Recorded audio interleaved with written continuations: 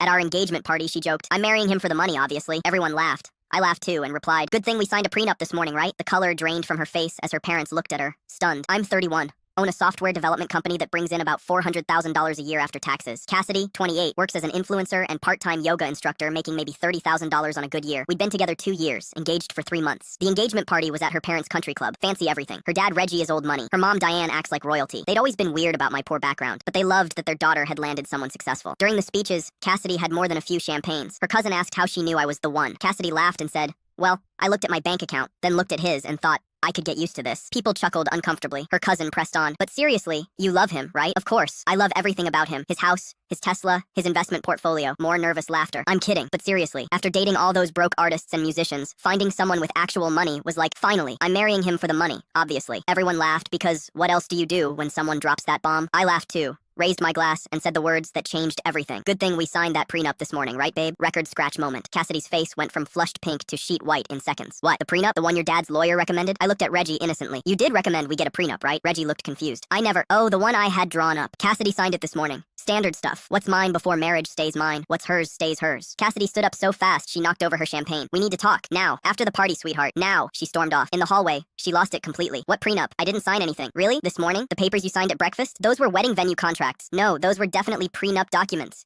You signed 3 copies. Even had them notarized." She started ugly crying. Mascara everywhere. "You tricked me. You just announced to everyone you're marrying me for money. It was a joke." "Was it though?" She slapped me hard. "We're done. The wedding's off." "Okay." She blinked. "Okay? That's it?" "Yeah. You want out because of a prenup? That tells me everything." She screamed and stormed back to the party, telling everyone I'd deceived and trapped her. Her parents looked mortified, not at me, but at her reaction. Here's the kicker. There was no prenup. Those papers were literally venue contracts. But her reaction told me everything I needed to know. The aftermath was swift and brutal. She moved back to her parents, took everything she could fit in the Range Rover I'd bought her, and left a lovely note calling me a manipulative psychopath. Her mom called demanding I fix this. Her dad called with different energy. "Is there actually a prenup?" When I said no, he sighed. "But she broke up with you within 60 seconds of thinking she'd signed one. You dodged a bullet." Then Cassidy went nuclear on social media, posting about narcissistic abuse and financial manipulation, conveniently leaving out her gold digger announcement. Her friends piled on until my buddy Dale posted the full video. The narrative flipped instantly. Comments went from attacking me to, did she really admit to being a gold digger? But the real revelation came when her friend Piper reached out. "You should know Cassidy's been bragging for months about securing the bag with you. She had a whole plan. Marry you, quit working, have kids quickly to lock it down.